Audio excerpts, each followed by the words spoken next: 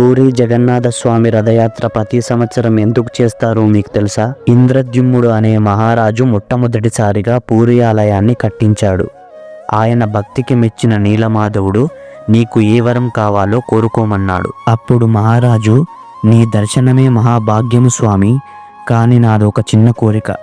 నాకు పిల్లలు పుట్టకుండా నా వంశాన్ని నిర్వంశం చెయ్యి స్వామి అని వరం కోరుకుంటాడు.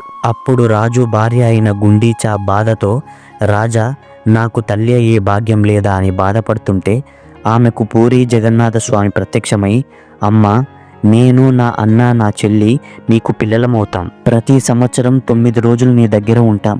నిన్ను తల్లిగా భావించి నీ ఇంటికి వస్తాం. నీ చేతి వంట తింటామమ్మా అని వరమిస్తాడు. అందుకే ఆ తల్లికి ఇచ్చిన మాట కోసం ప్రతి సంవత్సరం రథం మీద గుండీచా ఆలయానికి వెళ్ళి ఆమె చేసిన వంటలు తిని ఆమెను సంతోషపరిచి తిరిగి వచ్చేస్తాడు.